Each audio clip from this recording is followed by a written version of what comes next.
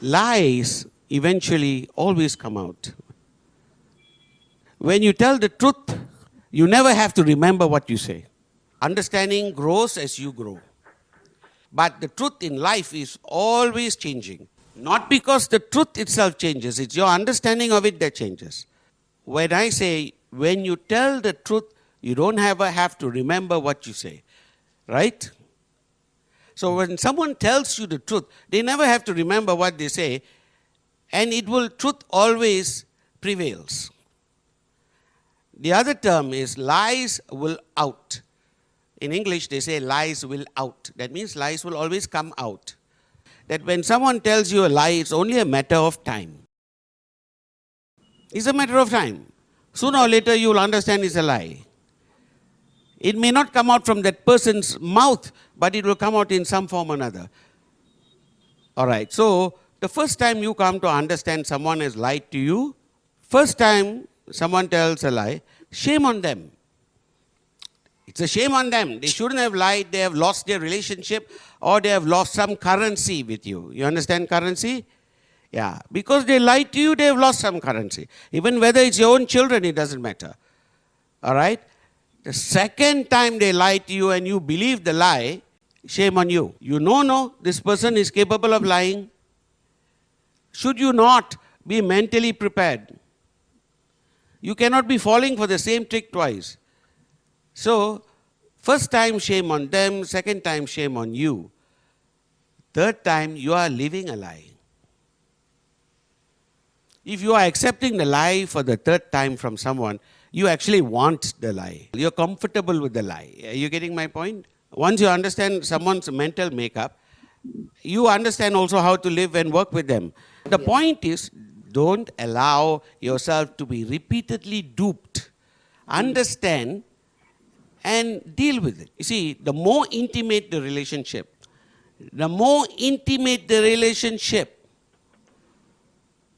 the closer it must be to the truth. But how do you get there? It's not by you trying to change your partner. You cannot change your partner.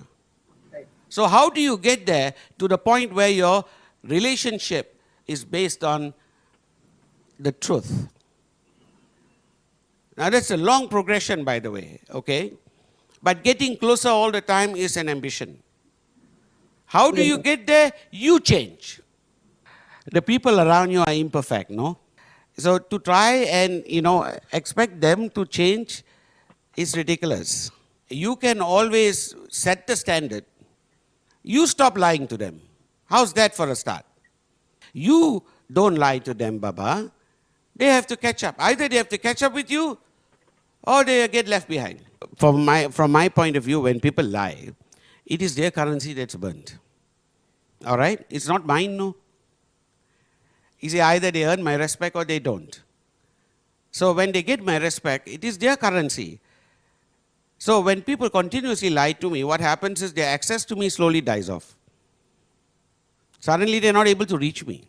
So here's the problem. The same thing. Lying is a language. So if you want to understand it, you have to know the extent to which people are lying. They do it in different forms and styles and mean, because that is the way they defend themselves, they live in this. Generally, 90% of the people around you live in a world of lies. They would be living their life every day to the brim. What is the truth? The truth is I could die tomorrow. Who here believes it? Are you getting my point? Therein lies the problem. Where is the sense of urgency? They are saying it's coming out of their mouth. And they're not understanding what they're saying. You see, they are sitting there living this lie saying 14 years is okay. 18 years is okay. Because, well, Dato doesn't know, but I've been through so many problems in 18 years. How to describe? Rubbish, no? Confront before conflict. What you want as a corporate person, as a corporate manager, you're trained to want it, is you tell your underlings, if you have an opinion, I will give it to you. If I want you to have an opinion, I will give it to you. That is what a CEO or COO does. I don't want to hear your opinion. I want to hear my opinion from you. If they tell you this is not true, it is rubbish. Do you get my point? And when networkers carry themselves to that level, where they edify themselves to that level, the same bullshit happens. You understand me? Is that not a lie? And how many people confront? In corporates, the corporate world, they don't confront. Who dares to confront the boss? I tell my people all the time, if it's not possible for you to risk your job, because at the level of seniority you are in right now, every time you open your mouth, you must risk your job. That's the one time where you know you are at the height of your development. Are you with me? You see, to go from COO to CEO, to go from a second level, middle level management to CEO, what do you think is required? That a destination, deputy CEO or COO is a destination, isn't it? For them to cross over from deputy to CEO requires them to kill everything that they have learned as a deputy to cross over to CEO. Do you understand? The mentality is entirely different. As a deputy, your entire focus in life is to support your CEO. You get my point? But in reality, if you are ever going to be CEO yourself, you need to go toe to toe. So that's why I have a simple rule within corporate.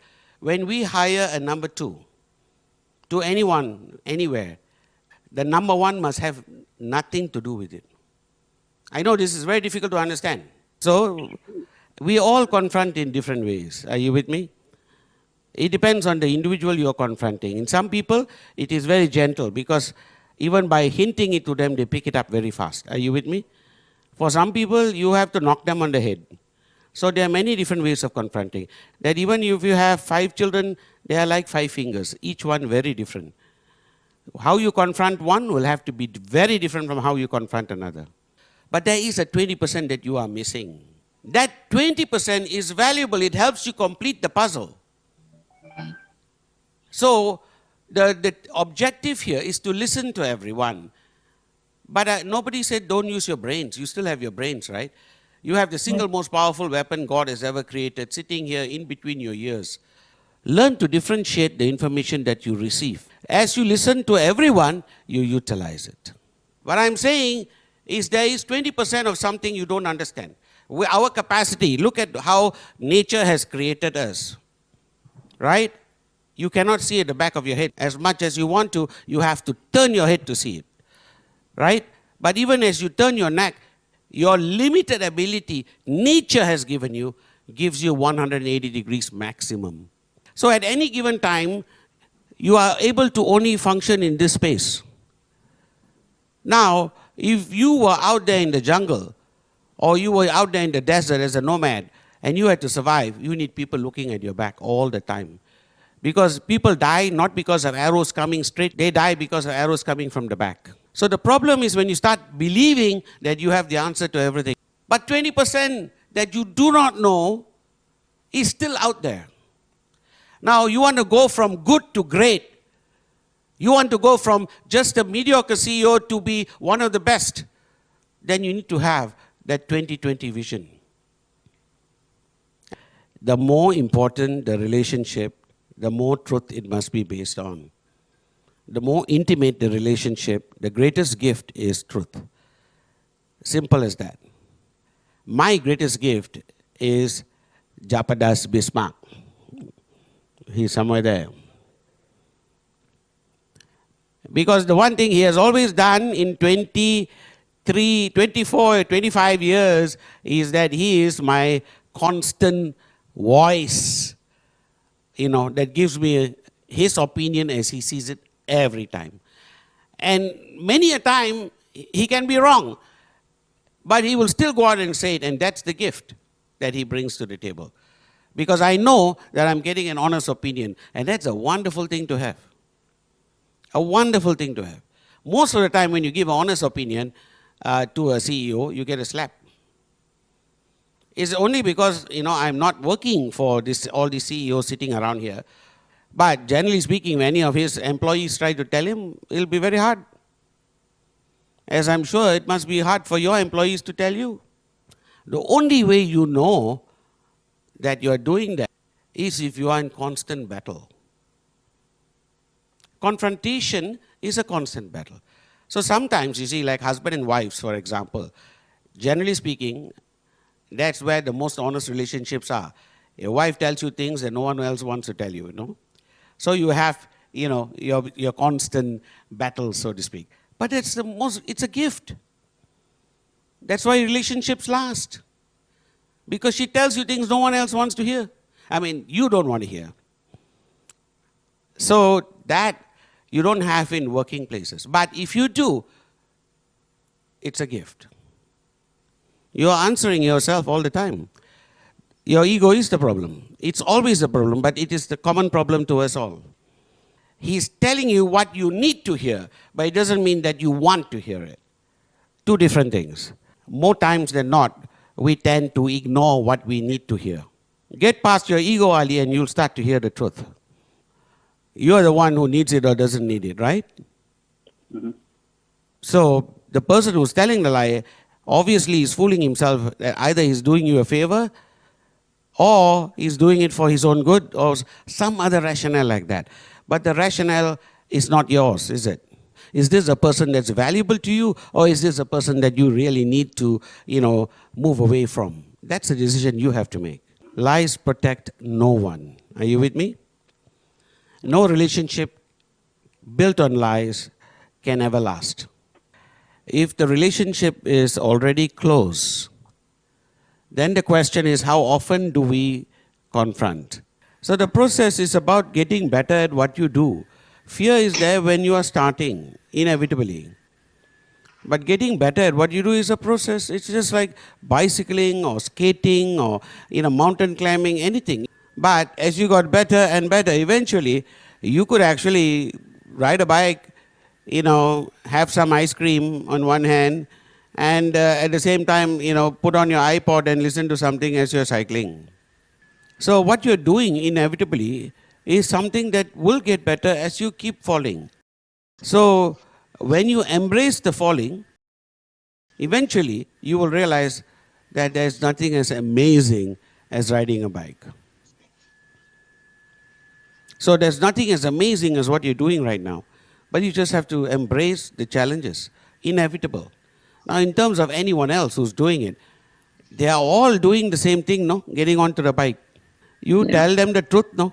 I cannot stop you from falling. You will fall. You will fall many times, but me, I'm your upline. I'm going to be here to hold the bicycle. I'm here to help you stand up again. I'll put you on the bike again, and you will eventually be able to do this. And maybe you will one day do it better than me.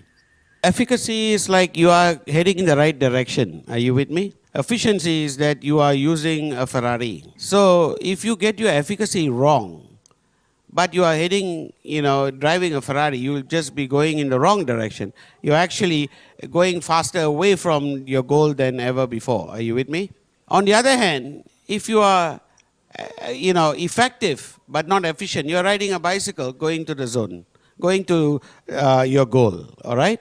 If you have to choose between the two, definitely I would prefer that you choose efficacy. So being missionary at heart is very important.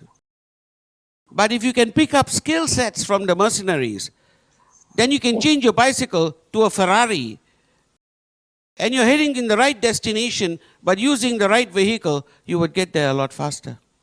So here, for instance, in terms of the networkers, I have missionaries all around me.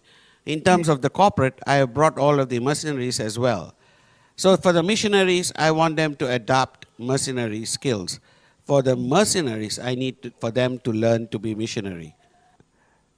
This practice of Mauna, or the sphere of silence, helps develop that focus.